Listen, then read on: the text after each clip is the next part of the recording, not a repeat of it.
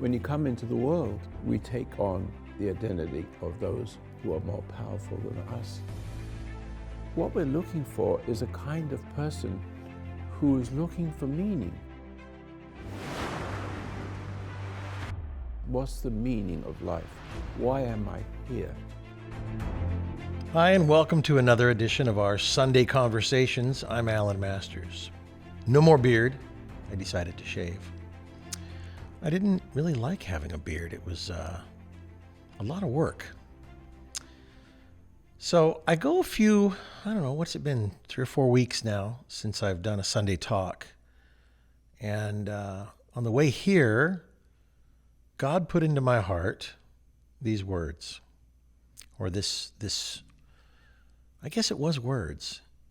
I mean, when you hear a message from God, do you hear it with your head, with your heart, with your soul? So when I say God put these words into my heart, I guess you'll just have to figure that one out. But he put these words in my heart, know thyself.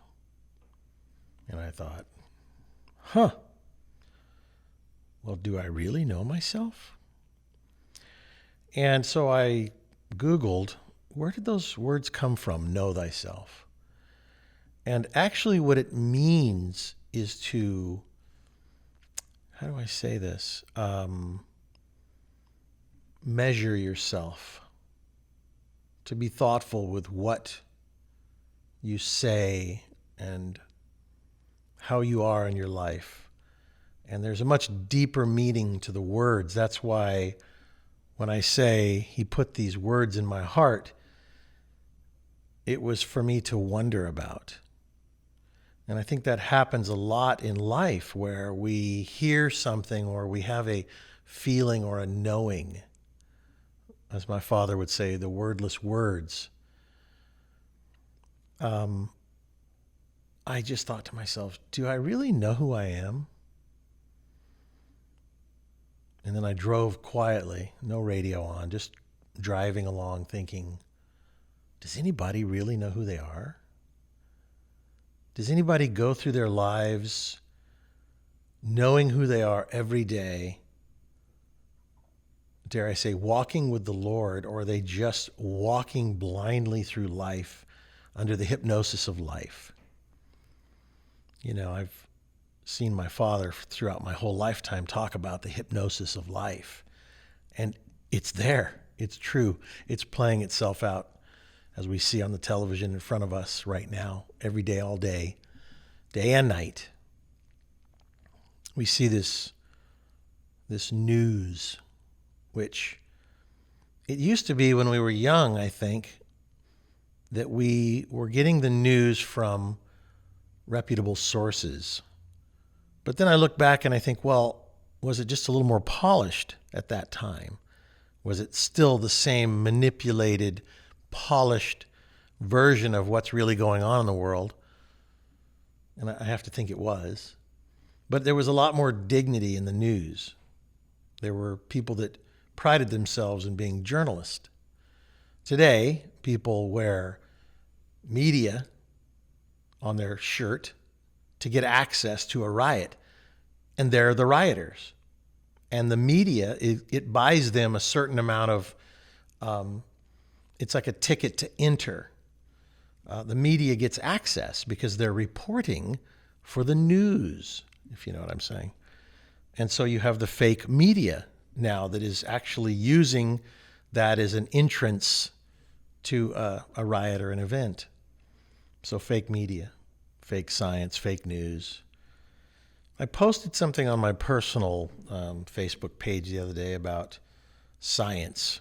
And there was 4 old, I think they were newspaper clippings of, one was about DDT, and it was a little baby, and it said, you know, I'll get no bug bites. Of course, they used to spray DDT on people. I don't know whether it was in the 60s sometime. Of course, DDT is poison. Advertisement, and it was a pregnant mother smoking a cigarette, and it basically said, you know, approved for pregnant mothers who like the taste better, whatever it is, less nicotine. And it's, it was just all these different things, heroin. Somebody told me that they made heroin to get people off morphine after the war because people got hooked on morphine. But it was all these different things that we have found out since that science approved, and we found out later on that it wasn't good. So at what point do we believe science, or the science that they're trying to feed us right now? And then people say, well, if you don't believe in science, what do you believe in? Well, I get that. But at some point, this same voice, or this same knowing, this same wordless word that I'm talking about should guide us. So when I heard know thyself, I started wondering. I thought, do I really know myself? Does anybody really know themselves? Do you even want to know yourself? That's a big one, because you might not like what you find once you actually come in contact with the real you. What happens is that all of us, in one way or another, distract ourselves from who we really are. Pleasure, food, cigarettes, drugs, fast cars, whatever it might be, horseback riding, hiking, working out. I mean, you can do anything in wretched excess to forget yourself. And you will. You will. Life is painful. I know people that have got horribly painful lives, and they want to forget. They'll say right up front, I got up early and I started cleaning my house, or whatever it is, because the pain was just too great. My mind was,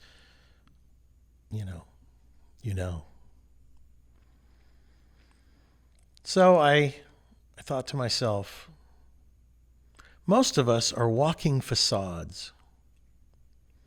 Most of us are puppets to our parents, to people that we're trying to impress, a boss. If you're in the entertainment world, it's especially bad.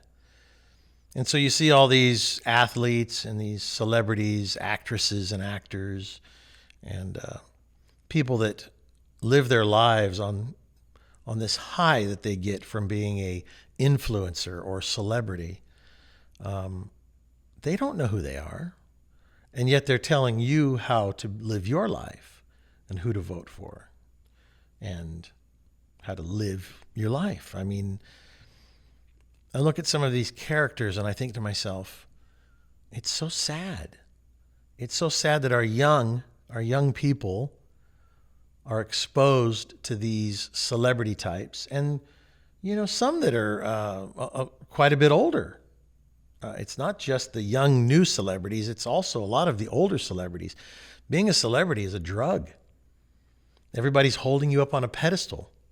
And if anybody threatens that pedestal, starts shaking one of the legs of the big pedestal that you're sitting atop of, you look down and you're like, hey, knock it off.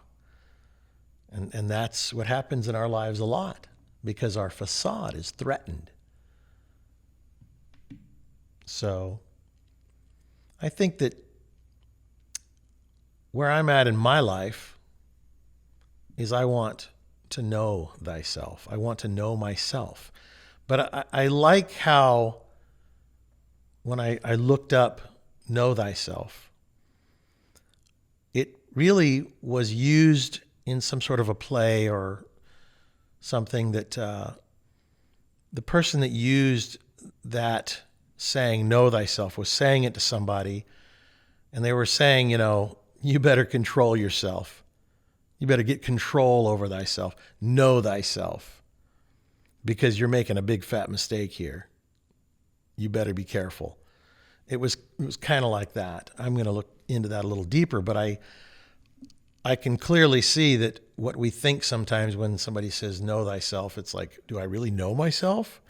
Or because of the way they used to speak back in the old Greek times, in the Greek language, you have to be able to translate that a little differently. And it really boils down to take a look at yourself. Get control over yourself.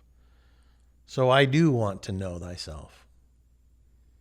I want to be a clear-thinking, self-motivating individual as I go through my day. I don't want to be a facade. I've spent plenty of years being a facade. And I look at that facade man and I think to myself, well, if I was to stand before God right now, he would see right through the facade.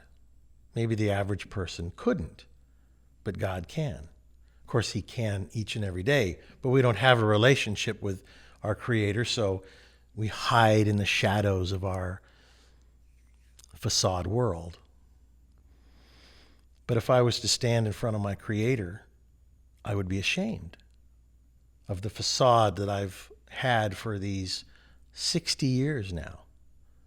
But as I'm waking up in my older age, I'm having a truer heart. I'm having a truer desire to know who I am and to know thyself and control my thoughts, what comes out of my mouth, what is the truest purpose for my life and why I say what I say on this camera to you folks. I realize that our world is so full of distractions, whether it's the television, the boob tube that's on in the background playing all the time. And even if it's off, it's playing in the background inside of our mind. And if it's not the propaganda that is being forced into our minds, it's the propaganda that had been forced in before and woven in through the time we grew up, through school and our education and just our lives.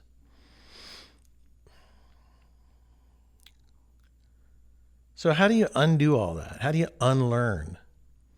I think it was Lady Gaga the other day. She said something that was thoroughly wicked. But she actually, I think what she said was that to be born in America, you're basically born into white privilege if you're white. You're born into white privilege, and therefore you're a white supremacist, something like that. But what she said afterwards, which I felt bad that she didn't actually hear herself say, and now she's having to unlearn what she learned before, because what she's saying is now she's having to learn this new version, this Black Lives Matter new version of how she should be. And actually she's turning it completely upside down. She almost had it to unlearn what had been downloaded into her by her rotten upbringing, we'll call it that. But instead, she's embracing an even more rotten way with this communist Black Lives Matter way of thinking, which is actually truly black supremacy. And it's silly because even white people, you'll see them out there protesting Black Lives Matter. I think it just makes no sense to me whatsoever, but I get that they are just lost. But anyway, what she said I thought was very interesting. She's now having to unlearn. Now, I've heard unlearn most of my life. My father would say, you have to unlearn. And I was like, unlearn, okay. But as we go through our lives, we realize that we have been, we'll use the word learn and taught, but I'm going to just say it a little differently, that these ideals have been downloaded into us. And we've allowed it because we didn't know any better. We just didn't know any better. Most of these people you see that are doing what they're doing just don't know any better. Hence the reason Jesus said on the cross, forgive them, Father, for they know not what they do. They really, truly don't. But the people that do know better, the ones that are the puppet masters that are pulling the strings, they're the guilty ones. And that is what the battle is That is what the battle is right now in the government. Good against evil, the puppet masters. That's really who are battling it out. We're just the puppets. We're the chess pieces, expendable. And it really is sad. And if you don't know yourself, if you don't know what your purpose is in this life, if you don't seek your Father in heaven and almost stand honestly in front of him with who you really are, how can you ever really know who that person is? You have to actually be willing to stand naked is the wrong word, but spiritually naked in front of your Creator and say, "Forgive me, Father, for I have sinned. I don't want to be this way. I didn't know better. I see now that it's the wrong way." And it's actually not as difficult as I ever thought it would be. And especially as you do more stupid things in your life and it just starts to spiral out of control and you think, well, there's no going back now. There's no going back now. It's not true. That is the lie the devil wants you to believe. The moment you realize, the moment you wake up, the moment you fall hard enough that you have to look at yourself and go, this is not the life I want. This is not the life I wanted. This is wrong. I must repent. At that moment, that's that moment you'll have over and over and over again in your life. That's that moment that you're supposed to say, enough. Of myself, I can do nothing. I need your help, Father. And you request that help. Ask and you shall receive. It's very similar to what we're seeing right now with Donald Trump, President Trump. He says to Portland, Oregon, and he says to Chicago, he says to all these different cities, just ask and I'll help. They don't want to ask. They're letting their cities burn down. We're letting our lives burn down. And God's sitting there just saying, just ask. Just ask. We're too prideful. The governors and mayors are too prideful. So the cities burn down and our lives burn down. I don't want that. I've had plenty of temptation in my life, and I've always stared temptation right in the eye. Like, what is it you want of me? What is it that you can give me that I don't already have?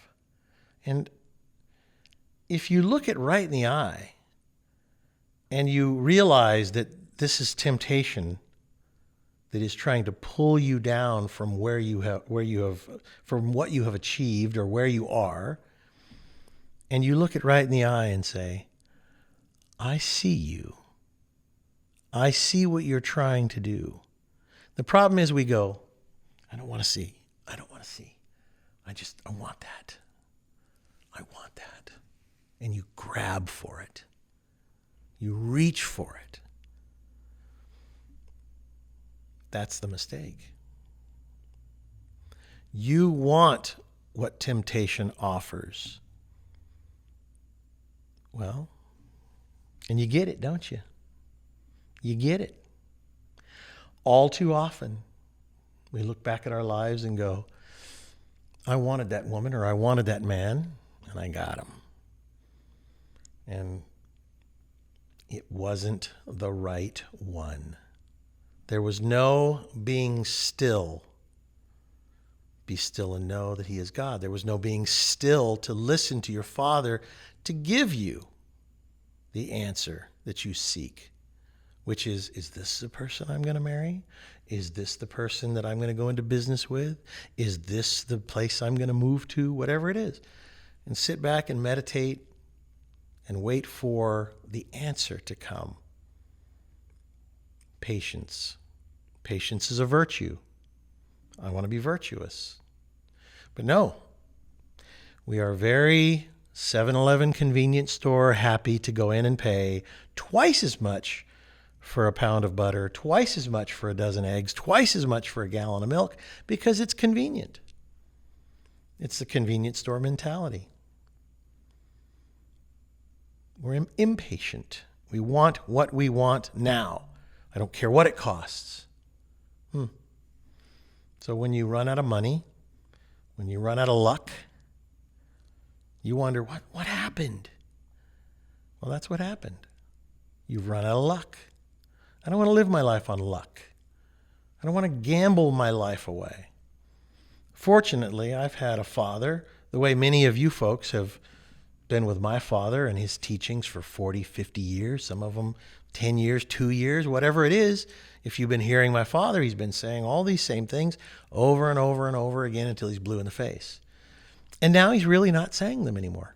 They're all available at FHU.com to find his books and his radio shows and his recordings, his, everything, videos and seminars and everything. It's all there.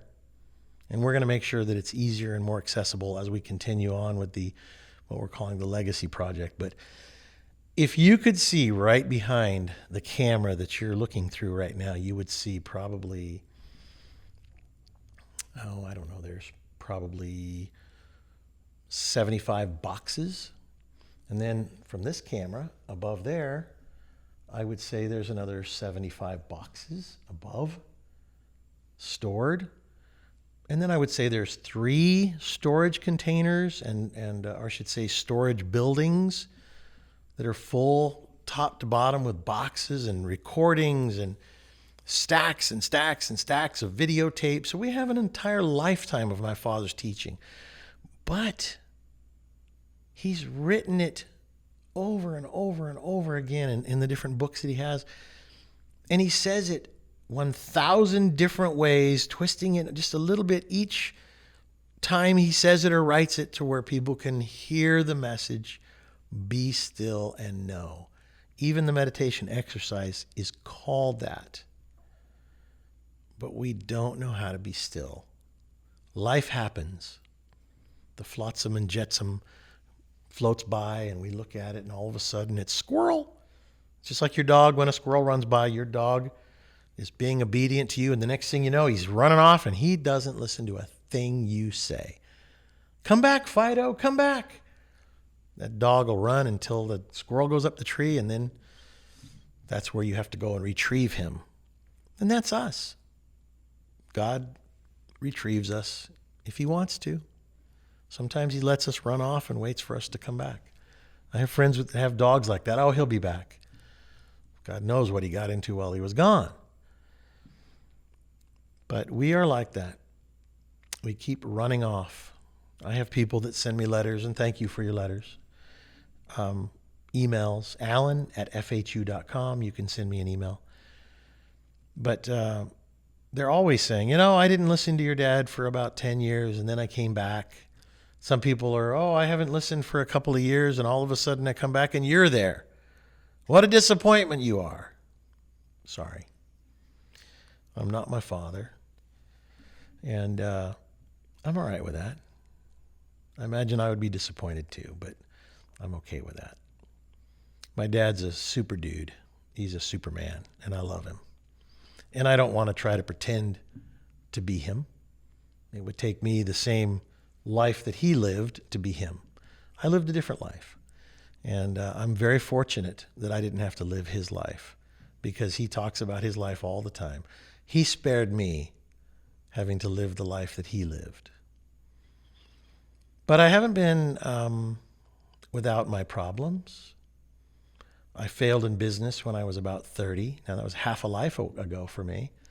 And I learned a lot.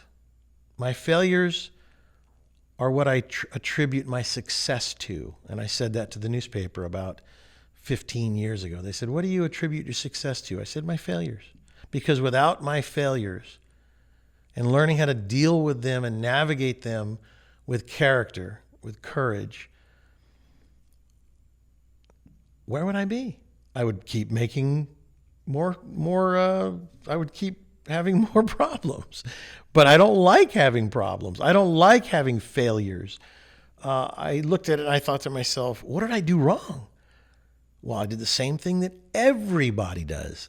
I was the dog that chased the squirrel when I should have been doing my job, paying attention, being obedient, following the path that God set forth for me. But I didn't. I ran after a squirrel and another squirrel and another squirrel. We have a little dog named Charlie. Charlie is 16 or 17 pounds. He thinks he's a Brahma bull.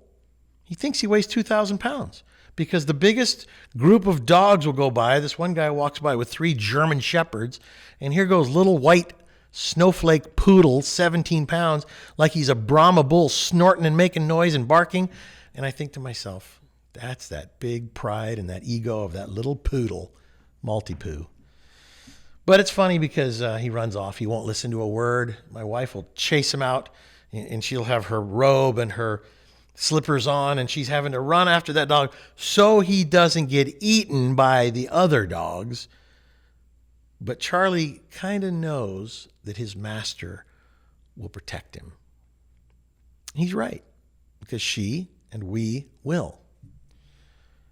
But see, so many of us feel like we're invincible the way Charlie does. We feel like we're Brahma bulls. I can handle it. I can handle anything the world throws at me. Well, yeah, you can. The body can heal itself quite amazingly. I've told the story about a guy that was in a motorcycle crash and 80% of his body burned. He lost an arm at the elbow, above the elbow.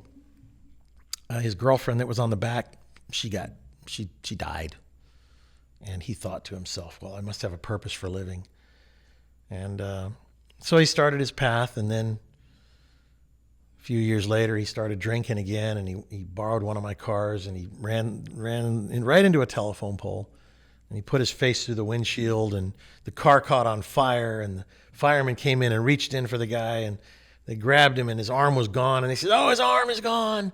And they pulled him out, and he was a big guy. I mean, big guy. 6'3", probably 270 pounds. They pulled him out, and the one guy says, oh, no, I recognize this guy. He didn't have that arm. That arm was gone from another accident.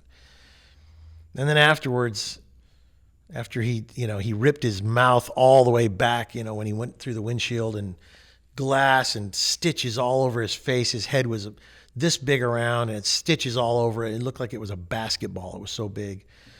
And I went to visit him in the little travel trailer he was living in on my property. And I said, when are you going to learn? And he says, he laughs. And he laughs, and he goes, oh, because his mouth had been ripped all the way open.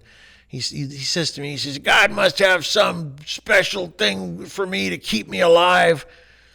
And I thought to myself, here he is, bandages and burned and stitches, and he still thinks God has something special in store for him to keep him alive.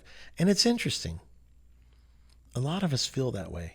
If we didn't die in that car crash or in that motorcycle accident or horseback riding accident or whatever it is, bicycle accident, if we didn't die, a friend of mine was run over, and he was bicycle riding, he got run over.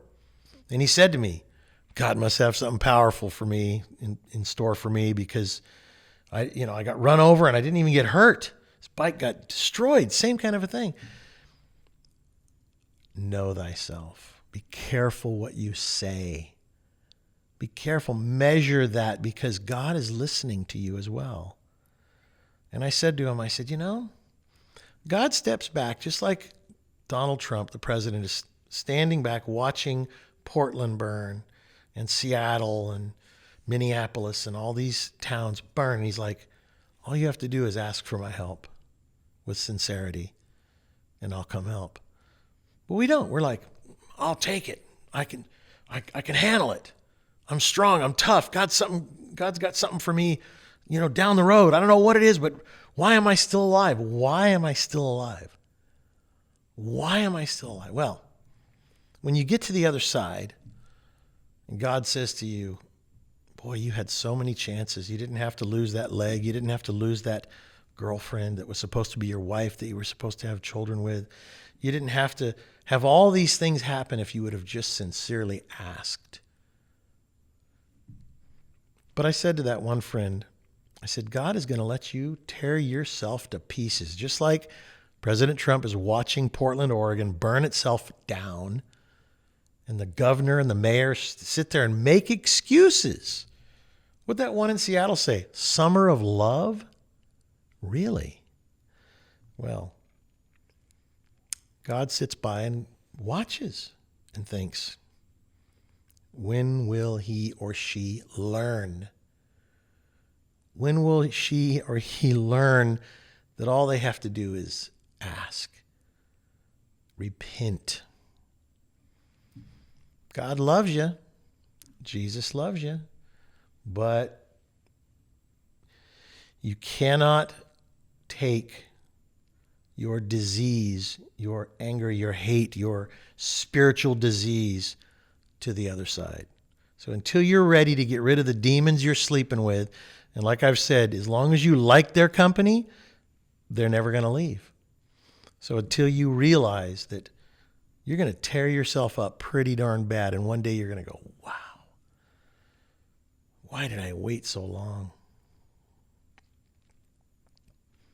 All these mayors at some point, and all these governors, who was it? Which one of the governors, finally asked for help? Or I think one of the arrogant cities, Minneapolis, maybe said, we need $16 billion to rebuild. And Trump looked at him and said, really? Well, you better get to work and figure that one out, because we're not going to give it to you. You let it burn down. You and we and I are all responsible. We're responsible for our actions. Know thyself. Measure what you do. Be careful. Think about it. That's what I'm saying. Measure. Be thoughtful. If you're making cookies, don't you measure the sugar? Because you want it to come out right. Don't you want yourself to come out right? Then you have to measure yourself. Know thyself. Find your purpose. And if you don't know what your purpose is, then wake up every day and carry on with your life, but know thyself. Measure. Be thoughtful. And as I'm waking up, I said that. I don't think I'm God's gift to anybody. I'm God's gift to me. God gifted me this body. I need to take good care of it. God gifted me this mind and this soul and the spirit. So I'm God's gift to me. But I'm on the same journey that you are. We all are. Even the biggest gurus out there. It's funny, I have an acquaintance who's a pretty good-sized guru. Millions and millions and millions of followers all over the world. Not my dad. That's my dad.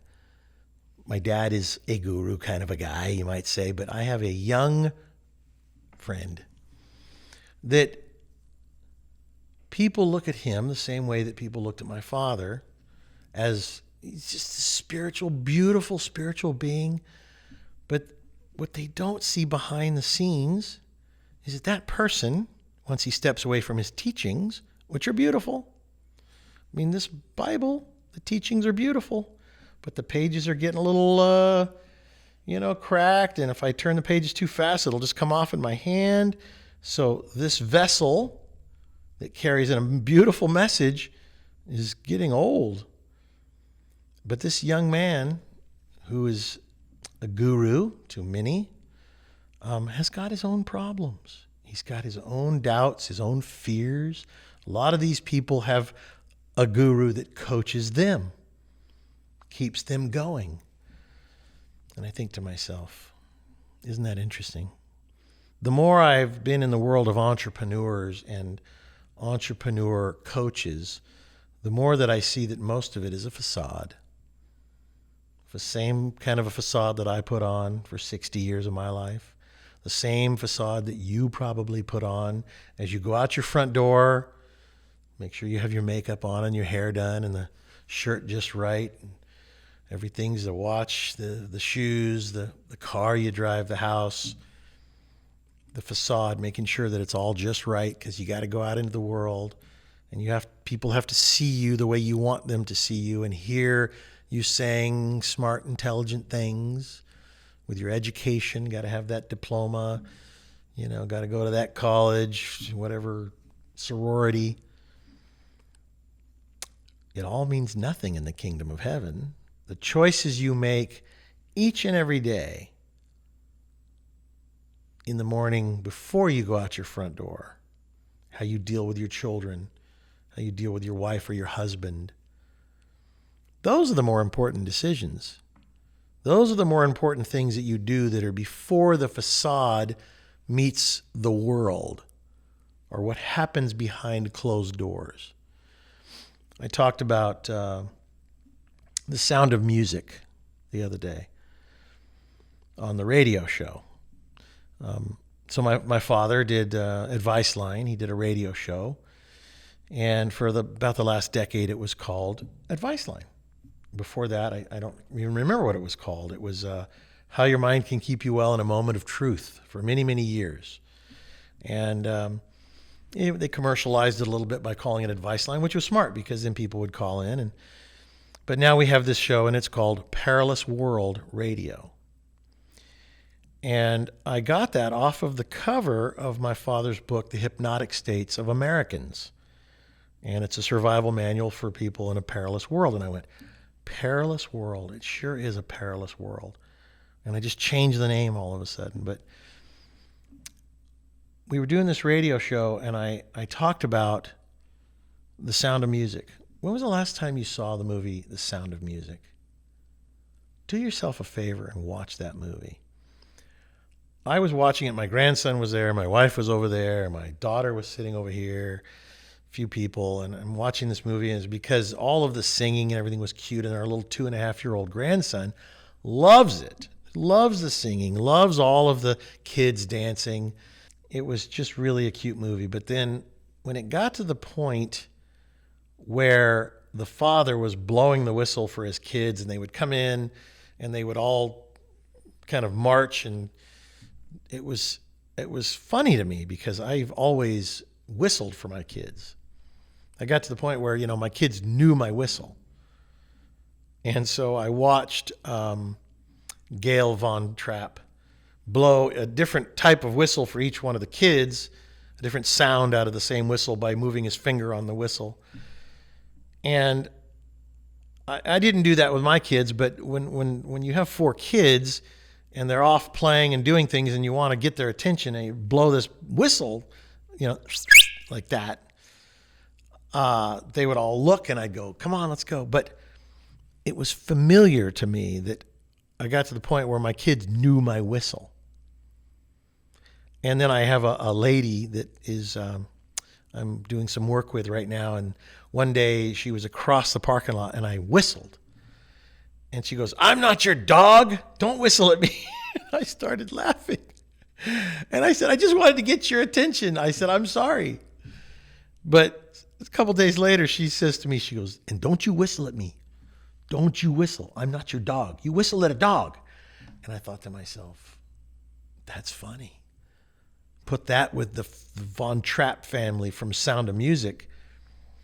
And Maria, who was the nun, I guess she was a nun, she immediately wanted to have nothing to do with that whistling thing. And all the kids laughed. They laughed when she said, "I'm not going to whistle at the kids. You whistle at a dog. These are your children." And it struck me. It strikes a chord in you when you hear something that is familiar. So the movie goes on, and I'm watching this movie, and then he goes somewhere and he comes back and she's taught him how to sing. And he's chewing her out, and they start singing in the other room to his fiancée, I guess is what it was. And they're singing, and he hears the music, and the music calms the beast inside of him because he was bitter because his wife had died, and he'd become a bitter man, even though he had beautiful children. But his bitterness and his hate and his anger had made him bitter, made him hard. And so I see this, and then when I saw his face, the actors in that movie were fantastic, but I saw his face. I think Plummer. I can't think his first name is the actor, but his face looked different when he saw his children singing, and all of a sudden it melted his heart.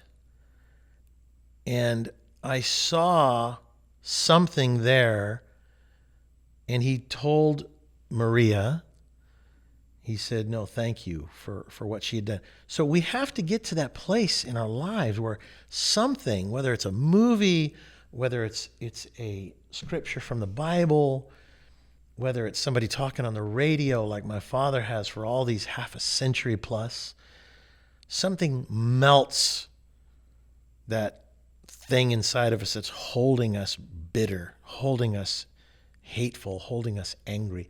And all of a sudden it melts and it's gone.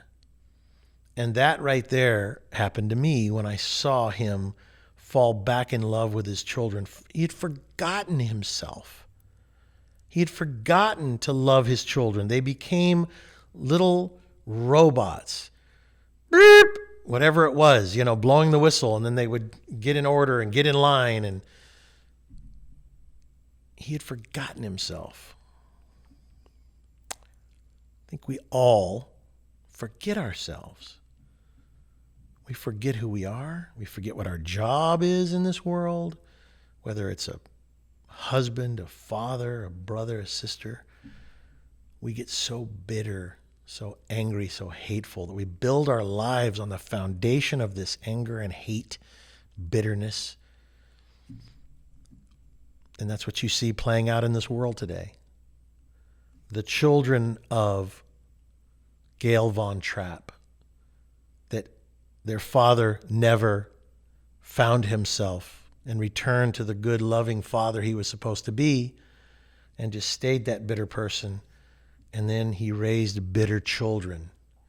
Are you one of those bitter children? If you are, then you need to forgive your father, for he knew not what he did and what he could do. What he could do was to destroy you as a child. But I know a lot of people who were destroyed, who had drunks for fathers and mothers and drug addicts. And they look at that and then they feel pity. They feel sad for their parents. And then they say, I don't want to be like that. But then they forget to look at their Father in heaven and say, show me the way, Father. Show me the way. Because for myself, I can do nothing. Of myself, I can do nothing. And it's a beautiful thing when you see somebody that tells their story of a horrible upbringing, a horrible life. A woman told me the other day how her husband was so abusive that she had all these children by him, and he was an abusive, horrible, horrible person. And finally, at a certain point, he was coming after her, and she knew he was going to beat her up again. She said one time he beat her up in front of 20 people, and because he was such a big, bad, mean person, nobody did anything to help her. So he came after her. She ran in the kitchen. He came into the kitchen, and she stabbed him. Hey, self-defense. But I was listening to this story, and I see this beautiful little girl, this woman who's close to my age. There's a beautiful little girl that she was protecting in there. She'd had enough. She'd had enough. And she's not bitter. She doesn't hate him. She says, I've never talked to my kids about this. I don't tell them that he's a bad man. I say, you decide for yourself. You go be with him and you decide for yourself. I don't need to tell you. But you know what she did, which is the most important part? She forgave him. She got away from him. She married another man, and years later, she's a happily married grandmother.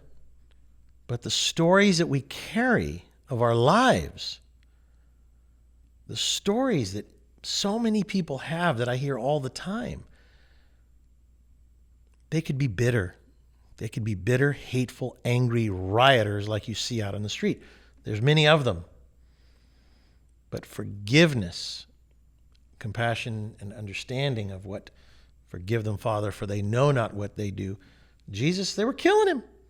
He turned to his Father in heaven and he says, forgive them, Father, for they know not what they do. When somebody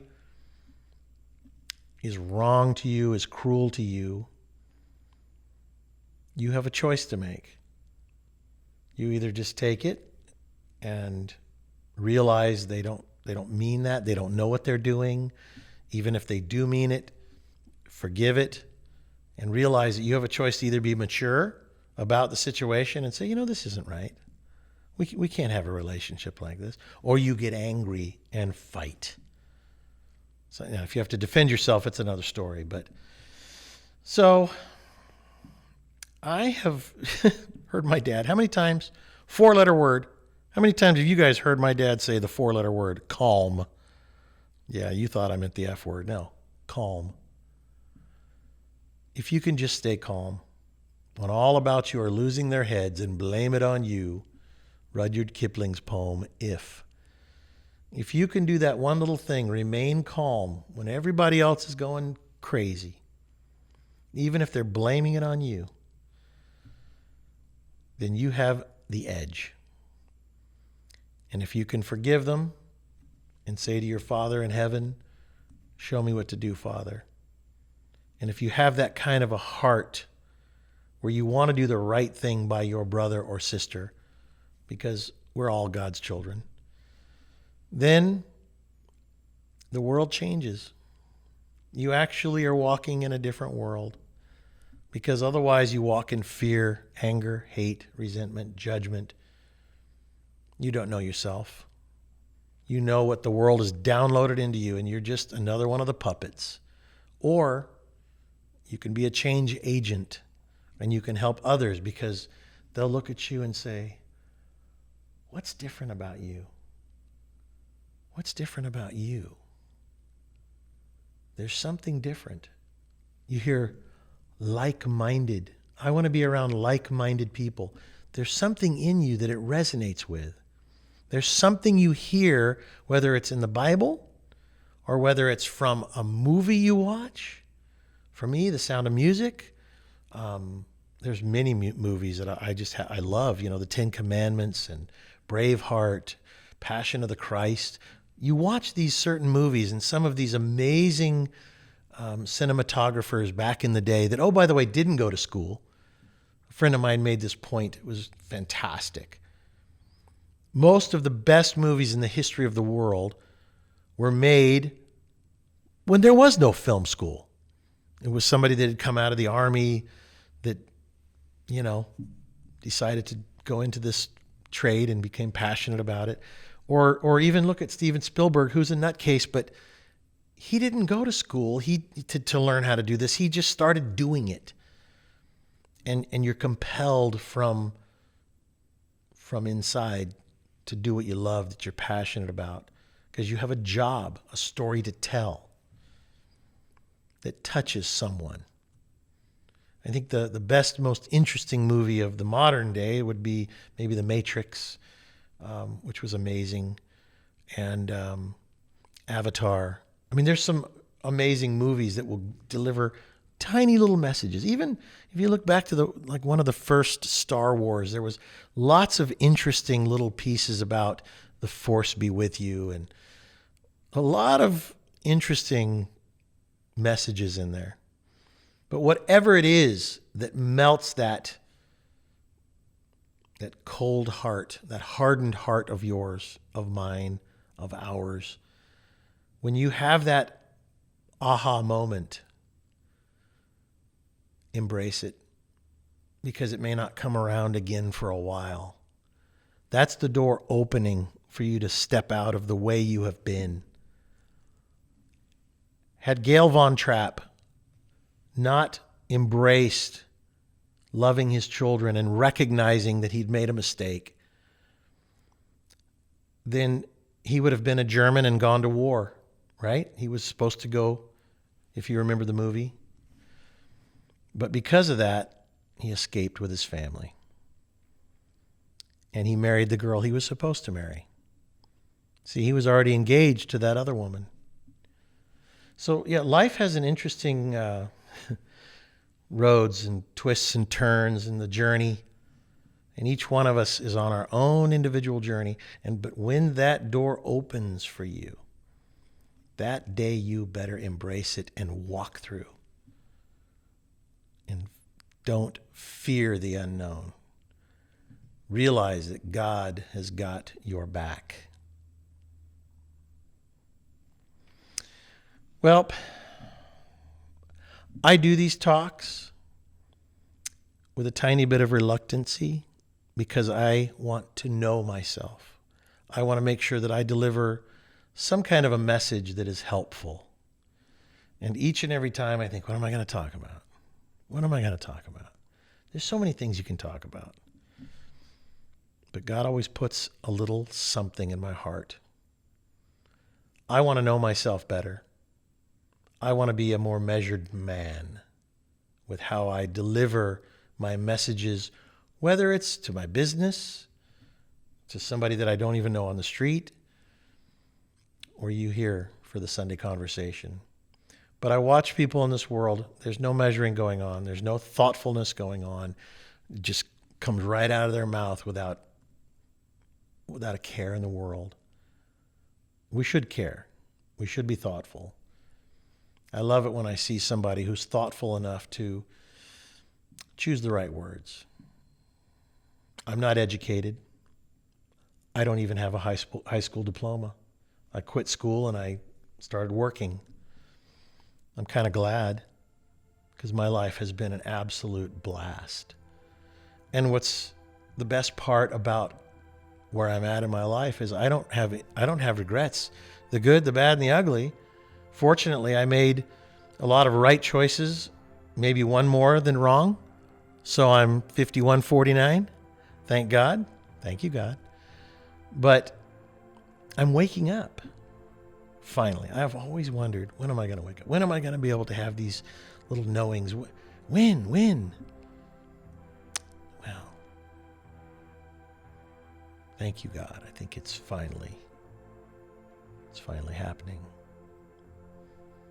Life's getting better. It's getting easier. It's interesting. I think 2020 has been the best year of my life. Thanks for watching.